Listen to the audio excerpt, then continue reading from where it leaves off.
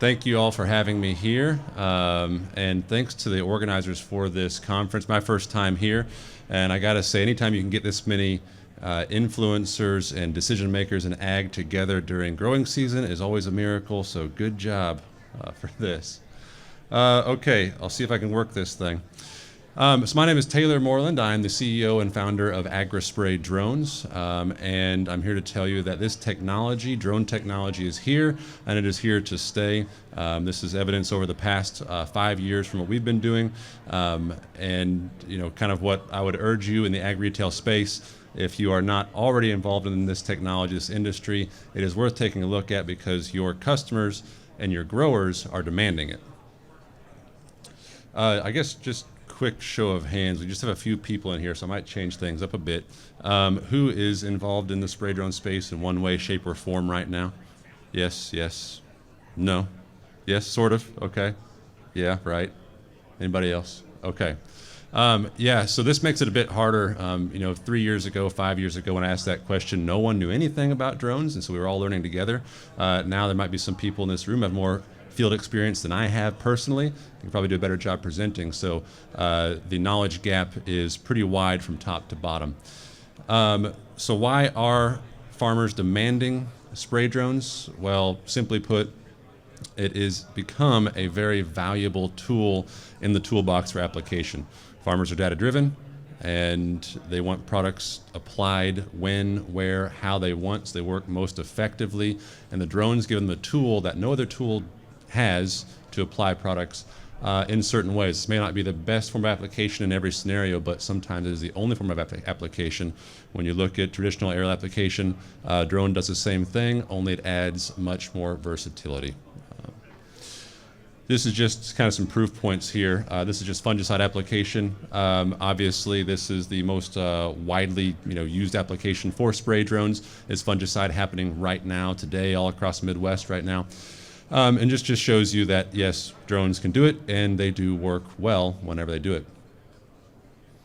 And then something that was done a lot with drones, especially this spring and early summer with the wet conditions we had in the field, is herbicide application. There were many thousands of acres sprayed with herbicide with drones, and this just shows you that they can be an effective tool for that. And essentially drones are a time machine when it comes to herbicide application. Left side of that picture there was done with a drone the day after a rain. The day after that, it rained again. Right side of the picture was done 9 days later with a ground rig. This picture was taken a month after that. And you can see, obviously it's not showing you the drones work better, it's just showing you that the timing is critical. And sometimes the way to do it is with a drone. In this case, the only way to do this was with a drone.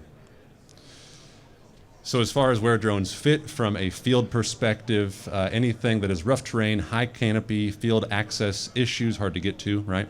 Or small acreage. Why would you take your $500,000 ground rig 20 miles away to do a 10-acre patch for a customer? It doesn't make a lot of sense, but you do it anyways to keep the customer happy. It makes a lot more sense to do that kind of work with a drone.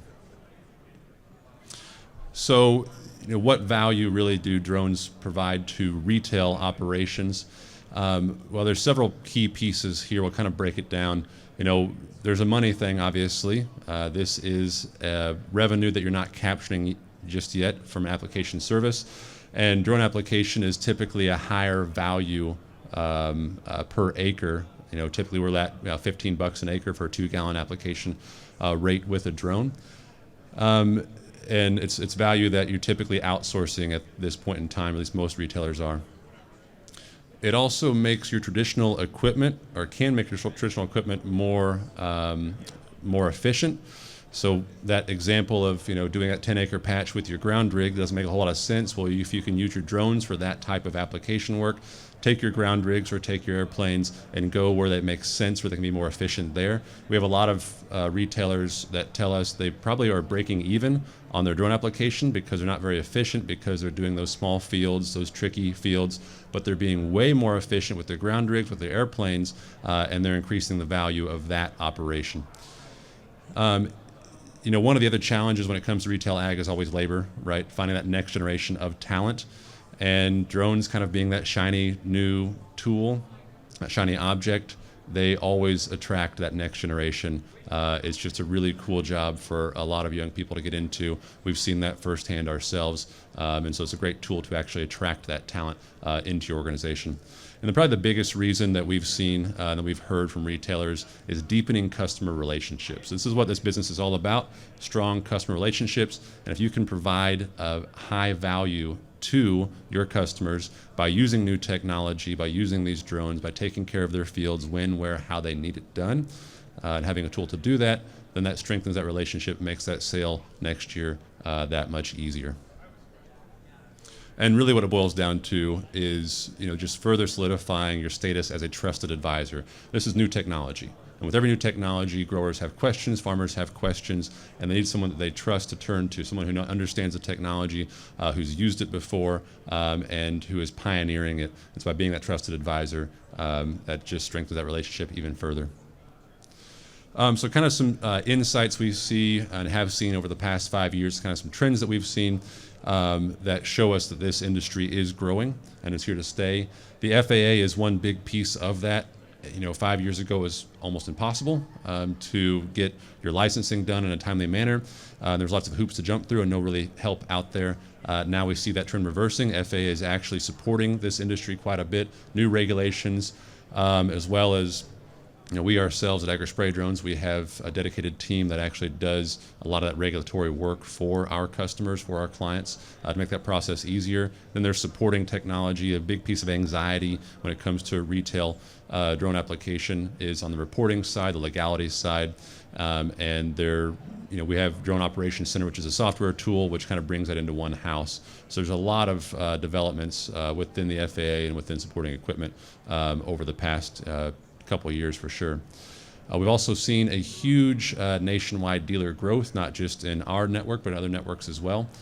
So it's not just us who believe in this technology. There are now hundreds of others who are put their livelihoods in supporting this technology, which shows, anytime you have that local support growth, that's going to be, this technology will stick around a lot longer because of that.